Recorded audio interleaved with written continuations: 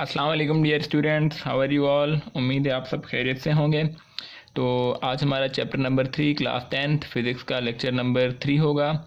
Okay जी, first lecture में हमने पढ़ा था कि what do we mean by reflection of light and also we studied about the laws of reflection. Reflection में हमने पढ़ा था रिफ्लेक्शन क्या होती है। रिफ्लेक्शन में हमने पढ़ा था कि bouncing back of light after hitting any reflecting surface such as plane mirror in the same medium is known as reflection of light. After that we studied about laws of reflection. Laws of reflection में हमने दो laws पढ़े थे। First law was that के incident ray, normal and reflected ray all lie in the same plane. और इसका मतलब हमने सेम प्लेन का मतलब क्या होता है वो आप लेक्चर नंबर 1 में, वीडियो 1 में देख सकते हैं। उसके बाद लेक्चर 2 में हमने क्या किया, जो सेकंड लॉ ऑफ रिफ्लेक्शन था कि angle of incidence is equals to angle of reflection, उसी को हमने एक्सपेरिमेंटली प्रूव किया था by using a laser light. ठीक हो गया। आज हमारा लेक्चर नंबर 3 है क्लास 10th फिज़िक्स का। तो आज हम स्टार्ट कर रहे हैं। आज हमारा टॉपिक है जी रेगुलर रिफ्लेक्शन। रेगुलर रिफ्लेक्शन क्या होता है उसको समझने से पहले हम क्या करते हैं, हम सबसे पहले एक कोई भी प्लेन मिरर ले लेते हैं। तो ये हमारा होगा प्लेन मिरर। ठीक हो गया। प्लेन मिरर या फिर जिसे हम कहेंगे स्मूथ सरफेस, यानी स्मूथ रिफ्लेक्टिंग सरफेस, बिल्कुल स्मूथ होगा, कोई रफनेस इसमें नहीं होगी। अच्छा, इसमें अब क्या होगा, जितनी भी पैरेलल लाइट रेज आ रही होंगी, कुछ लाइट रेज हमारे पास होंगी, they all will be parallel to each other, these all are incident light rays. ठीक हो गया। हर किसी का नॉर्मल अलग अलग बनेगा, एंगल ऑफ इंसिडेंस सबकी सेम लग रही है, तकरीबन डिफरेंट भी हो सकती है। जब भी किसी स्मूथ सरफेस को हिट करेंगी, ये हमारा प्लेन मिरर या फिर स्मूथ सरफेस भी हम लिख सकते हैं। ठीक, इनको हिट करने के बाद क्या होगा, ये प्लेन पर्टिकुलरली ही जाएंगी, रिफ्लेक्ट भी पर्टिकुलरली पैरेलल ही जाएंगी। यानी कि क्या हो रहा है, इसको हम समझने से पहले हम समझने के लिए हम क्या कहना चाहेंगे जी, हम कहेंगे जितनी भी पैरेलल लाइट रेज आ रही है रिफ्लेक्शन के बाद भी पैरेलल ही वापस जा रही हैं। ठीक, इस किस्म की रिफ्लेक्शन को हम कहते हैं रेगुलर रिफ्लेक्शन। रेगुलर के बाद इसको एक और नाम भी दिया जाता है, कहते हैं स्पेक्युलर रिफ्लेक्शन। Specular reflection. ठीक हो गया। ये दोनों नाम इसी के हैं।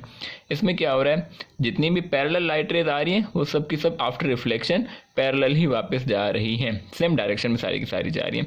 तो इसको अगर हम डिफाइन करना चाहें हम कैसे लिखेंगे जी, हम लिखेंगे all parallel light raise, all parallel light raise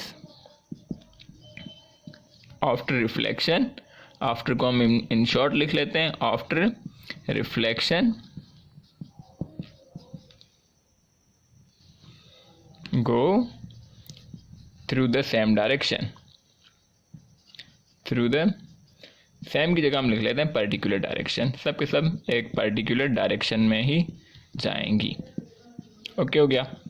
ये हमारी हो गई रेगुलर रिफ्लेक्शन। ओके जी, ये होगी हमारी रेगुलर रिफ्लेक्शन। अच्छा, इसका हम यूज़ क्यों करते हैं, कब करते हैं, हम यहाँ पे साइड में लिख लेते हैं फॉर, यहाँ पे हम लिखेंगे रेगुलर रिफ्लेक्शन, यानी कि this type of reflection is used, यहाँ पे हम लिख लेते हैं यूज्ड इन इमेज फॉर्मेशन। जब भी हमें किसी ऑब्जेक्ट की इमेज बनानी होती है हम इसी को यूज़ करते हैं, इमेज फॉर्मेशन। क्योंकि इमेज फॉर्मेशन में हम क्या कर रहे होते हैं, नेक्स्ट टॉपिक्स में हम पढ़ेंगे जी कि स्फेरिकल मिरर्स। स्फेरिकल मिरर्स में हम क्या पढ़ेंगे कि हमें किसी पर्टिकुलर डायरेक्शन पर लाइट रेज चाहिए होती हैं। ठीक हो गया।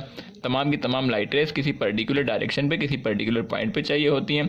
तो हमें क्या करना पड़ता है, तमाम लाइट रेज को हम यहाँ से अंदाज़ा लगाएंगे कि किस पॉइंट पे अगर लाइट रे हिट करे तो कहाँ पे वो जाके स्ट्राइक करेगी, इंसिडेंट होगी, और रिफ्लेक्टेड जाके किस पॉइंट पे जाके इंसिडेंट होगी। ठीक हो गया। तो हम रेगुलर रिफ्लेक्शन को यूज़ करते हैं पर्टिकुलरली इन इमेज फॉर्मेशन। ठीक, अब इसके बाद हम देखते हैं इरेगुलर रिफ्लेक्शन क्या होती है। ओके जी, उसके बाद है हमारा इरेगुलर रिफ्लेक्शन। रेगुलर रिफ्लेक्शन में हमने देखा कि क्या हो रहा था, हमारे पास जो रिफ्लेक्टिंग सरफेस था वो प्लेन था बिल्कुल, जिसे हम कहते हैं स्मूथ सरफेस या फिर शाइनिंग सरफेस था। अब इरेगुलर रिफ्लेक्शन, इरेगुलर में रिफ्लेक्शन में क्या होता है, जो हमारे पास सरफेस होता है रिफ्लेक्टिंग सरफेस वो स्मूथ नहीं होता, वो थोड़ा सा रफ टाइप होता है इस तरह से। ठीक हो गया। रफ की एग्जांपल हम क्या लिख सकते हैं जी, एक पेंटेड वॉल है, पेंटेड वॉल ये हमारा रफ सरफेस होता है, या फिर हम कह सकते हैं हमारा पेपर है, ये भी रफ सरफेस होता है। ठीक, इसमें क्या होता है, अगर बहुत ही जूम करके देखें मैग्नीफाइंग ग्लास लगा के तो हमें नज़र आएगा इस तरह से थोड़ा थोड़ा होगा उसके अंदर, यानी कि स्मूथनेस बिल्कुल नहीं होगी। ठीक हो गया। हम क्या कहते हैं जी, अच्छा इसके अंदर रिफ्लेक्शन कैसे होगी हम देख लेते हैं। आएंगे जो लाइट रेज आ रही हैं, इंसिडेंट हो रही हैं, वो तो पैरेलल ही आएंगी। ठीक, वो तो इस एक पर्टिकुलर मीडियम से आ रही है। तो रिफ्लेक्शन के बाद मसला होता है, रिफ्लेक्शन के बाद क्या हो रहा होगा, कोई लाइट रे हमारी से सपोज कोई इस डायरेक्शन में जा रही होगी, कोई लाइट रे हमारी इस डायरेक्शन में जा रही होगी, कोई लाइट रे हमारी बिल्कुल अपवर्ड, और कोई लाइट रे हमारी वापस आ रही होगी। ठीक हो गया। तो इस टाइप की रिफ्लेक्शन को हम कहते हैं इरेगुलर रिफ्लेक्शन। इसमें क्या होता है, जो हमारा सरफेस है ये रफ सरफेस होता है, रिफ्लेक्टिंग सरफेस जो होता है वो बहुत ज़्यादा रफ होता है। तो इसमें हम क्या लिखेंगे जी, इसके अंदर हम लिख सकते हैं कि when parallel light rays, when parallel light rays, when parallel light rays strike a rough surface, strike to a rough surface. ठीक हो गया जी। रफ सरफेस कौन कौन से होते हैं, ब्रैकेट में हम लिख सकते हैं painted wall, painted wall, PW हम लिख लेते हैं। PW के बाद हम क्या लिखते हैं, और पेपर। ये दो हमारे रफ सरफेसेस होते हैं।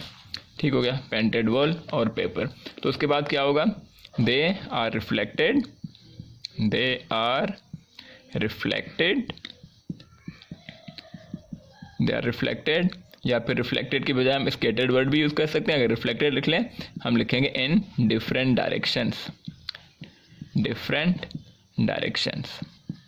ठीक हो गया जी। रेगुलर में हमने देखा था एक पर्टिकुलर डायरेक्शन में ही सब लाइट रेज जा रही थी, लेकिन इरेगुलर में सारी की सारी हमारे डिफरेंट डायरेक्शंस में जा रही हैं। ठीक हो गया, ये हमने डिफाइन कर लिया। अब ये हम कब यूज़ करते हैं, इसका कोई बेनिफिट भी है हमें या नहीं, तो हम यहाँ पे हेडिंग दे देते हैं छोटी सी, यूज़। कब यूज़ होती है इरेगुलर रिफ्लेक्शन। अच्छा जी, इसको समझने से पहले कुछ एग्जांपल लेते हैं। शाम के टाइम आपने देखा होगा जब सनसेट हो चुका होता है और हमें डायरेक्टली सन हमें कहीं पे नज़र नहीं आ रहा होता, उस टाइम पे क्या हो रहा होता है, हमारे रूम्स तक, हमारे कुछ यानी कि घरों तक फिर भी सनलाइट पहुंच रही होती है। ठीक, तो वो सनलाइट कहाँ से आ रही है, हालांकि सन तो हमें नज़र नहीं आ रहा डायरेक्टली, तो सनलाइट नहीं पहुंच रही, तो सनलाइट हमारे रूम्स तक आफ्टर सनसेट और हमारे घरों तक पहुंच रही होती है। कैसे कि एयर के जो छोटे छोटे पार्टिकल्स होते हैं, एयर या डस्ट के पार्टिकल्स होते हैं, या फिर डिफरेंट ट्रीज़ हैं, डिफरेंट बिल्डिंग्स हैं, उन सब के साथ हिट करके इरेगुलर रिफ्लेक्शन की वजह से उस वक्त भी शाम के बाद भी हमारे घरों तक, हमारे रूम्स तक लाइट पहुँच रही होती है। ठीक, यानी कि इरेगुलर रिफ्लेक्शन का भी काफ़ी सारा यूज़ है। तो हम यूजेज में क्या लिखेंगे जी, आफ्टर सनसेट, आफ्टर, यहाँ पे हम लिख लेते हैं ताकि एक और लाइन भी हम बना सकें, after sunset light enters our houses या आवर होम्स। ठीक, due to irregular reflection, irregular reflection. ठीक हो गया, ये हमारा हो गया इरेगुलर रिफ्लेक्शन। ओके जी, अब यहाँ पर एक क्वेश्चन रह गया इस टॉपिक से रिलेटेड, वो ये है कि जो हमने लॉज ऑफ रिफ्लेक्शन पढ़े थे, लॉज ऑफ रिफ्लेक्शन क्या थे। फर्स्ट ये था कि all reflected incident ray, normal and reflected ray all lie in the same plane. ये हमारा एक्स एक्सिस और ये हमारा वाई एक्सिस। तो एक्स वाई एक्सिस क्या होता है, एक्स वाई प्लेन, ये हमारा हो गया एक्स एंड वाई प्लेन, ये पूरा का पूरा। ठीक, एक्स वाई प्लेन फर्स्ट ला तो हमारा वैलिड है ऑब्वियसली, जिस भी डायरेक्शन में लाइट रेज आ रही है तो जाहिर सी बात है या तो एक्स में या तो वाई में, इन दोनों के दरमियान में है या तो। ठीक, यानी कि है तो एक्स वाई प्लेन में ही, तो फर्स्ट लॉ तो यहाँ पर वैलिड है। सेकंड लॉ क्या था जी, सेकंड लॉ ये था कि angle of incidence is equals to angle of reflection, ये नॉर्मल। ठीक हो गया, जितनी एंगल ऑफ इंसिडेंस होगी उतनी ही एंगल ऑफ रिफ्लेक्शन होगी। तो क्या ये law, second law of reflection, irregular reflection में भी वैलिड है या नहीं, फॉलो होता है या नहीं। अच्छा जी, आप लोग बता दें कि क्या आंसर होना चाहिए। नो, वेरी गुड, आपका आंसर बिल्कुल गलत है कि आप अगर ये कहना चाहते हैं कि इरेगुलर रिफ्लेक्शन में लॉज ऑफ रिफ्लेक्शन वैलिड नहीं है तो आपका आंसर बिल्कुल गलत है। अब सही आंसर क्या है वो मैं आपको अभी बताता हूँ। अच्छा जी, द आंसर इज येस, के लॉज ऑफ रिफ्लेक्शन हर वक्त वैलिड होते हैं। लेकिन जब हमने स्मूथ सरफेस लिया था उसमें क्या हो रहा था, जितनी एंगल पे आ रहे हैं उसमें वहाँ पे हमने नॉर्मल बना लिया, ये हमारा नॉर्मल, ये इंसिडेंट एंगल रे, ये हमारी एंगल ऑफ इंसिडेंस, ये हमारी एंगल ऑफ रिफ्लेक्शन। यहाँ पे हमें फील आ रहा था कि yes angle of incidence is equal to angle of reflection. लेकिन जब हम इरेगुलर सरफेस ले रहे हैं, यहाँ पे क्या हो रहा है, इस तरह का कोई सरफेस है अगर, तो इसमें हम देख रहे हैं अगर कोई लाइट रे हमारी इस डायरेक्शन में आ रही है तो ये रिफ्लेक्शन के बाद हमारी कहाँ जा रही है, इस डायरेक्शन में जा रही है। तो भाई यहाँ पर कैसे सर वो आप कह रहे हैं कि यहाँ पे भी angle of incidence is equal to angle of reflection है। तो आंसर इज, अब आंसर पे गौर करते हैं हम, ये देख लें जी, जिस पॉइंट पे हिट किया लाइट ने उस पॉइंट पे परपेंडिकुलर, उस पॉइंट पे सरफेस के परपेंडिकुलर हम क्या बनाते हैं, नॉर्मल कहाँ बनाते हैं, इस सरफेस के परपेंडिकुलर। ठीक, तो यहाँ पे क्या था, यहाँ पे अब गौर कीजिएगा, यहाँ पर क्या था, बिल्कुल स्मूथ सरफेस था, इसका परपेंडिकुलर बिल्कुल ये था। ठीक हो गया। लेकिन इस पॉइंट पर, बिल्कुल इस पॉइंट पर अगर आप गौर करें, जिस पॉइंट पे ये लाइट रे हिट कर रही है, इसको अगर मैं बहुत जूम इन करके बना दूं, क्या ये पॉइंट हमारा कुछ इस तरह से नहीं है, चलें ये इस तरह से भी नहीं है, तो ये इस तरह से है कुछ। इस पॉइंट को मैंने थोड़ा सा जूम करके बना दिया कि हमारा ये पॉइंट इस तरह का है। अब लाइट रे हमारी कहाँ से आ रही है, लाइट रे ने इस पॉइंट पे आके हिट किया। ठीक हो गया। अब इसी के हमने परपेंडिकुलर लाइट रे बनानी। अब इसका परपेंडिकुलर क्या होगा, यानी कि 90 डिग्री इसकी क्या होगी, इसकी 90 डिग्री बिल्कुल ये होगी। ठीक हो गया। अच्छा जी, एक और हम इसकी फेयर डायग्राम बना लेते हैं। क्या करते हैं हम, ये करते हैं कि कोशिश करते हैं इस तरह से, अगर इस तरह का सरफेस है हमारा, इस पॉइंट पे अगर लाइट ने हिट करना है, इस पॉइंट पे हमारा नॉर्मल, तो इस पॉइंट पे हमारी नॉर्मल क्या होगा, इस पॉइंट पे नॉर्मल हमारा बिल्कुल ये इस तरह से नहीं होगा, जिस तरह यहाँ पर है इस तरह से यहाँ नहीं होगा, क्योंकि परपेंडिकुलर अब हमने इसका बनाना है। अगर लाइट रे हमारी, अगर सरफेस हमारा इस तरह का है, ये हमारा सरफेस है, तो हमारा परपेंडिकुलर इस डायरेक्शन में होगा। ठीक हो गया। तो इस पॉइंट पे परपेंडिकुलर जो होगा हमारा कुछ 90 डिग्री पे, ये हमारा देख लें, ये 90 डिग्री इसका ये हो रहा है, ये परपेंडिकुलर हमने बना लिया, ये हमारा हो गया नॉर्मल। ठीक, अब अगर लाइट रे आ रही है इस डायरेक्शन में, ठीक, ये हमारी इंसिडेंट रे, और तो एंगल ऑफ इंसिडेंस जितनी होगी इस नॉर्मल के साथ, उतनी ही एंगल ऑफ रिफ्लेक्शन होगी।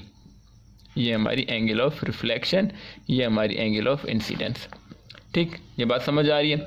तो इसी तरह से अगर किसी और पॉइंट पे लाइट ने हिट करके इस डायरेक्शन में जा रही है, तब भी हम क्या करेंगे, जब नॉर्मल देखेंगे, इसका नॉर्मल कुछ हमारा इस तरह से बन रहा होगा इस पॉइंट पर, क्योंकि इस पॉइंट पर ये कुछ हमारा सरफेस जो है इस तरह का है। ठीक हो गया। तो नॉर्मल हमारा इस तरह का, लाइट रे आई, लाइट रे ने इस पॉइंट पे अगर हिट किया तो जितनी एंगल ये बन रही है उतनी एंगल ये बनेगी। एंगल्स तब भी दोनों, सॉरी ये रिफ्लेक्टेड, एंगल ऑफ रिफ्लेक्शन और ये एंगल ऑफ इंसिडेंस, अब भी हमारी एंगल ऑफ इंसिडेंस और एंगल ऑफ रिफ्लेक्शन इक्वल ही रहेंगी। मतलब कि लॉज ऑफ, आखिर में हम एक लाइन लिख लेंगे, laws of reflection are obeyed in both cases. कौन कौन से both cases, regular and irregular reflection.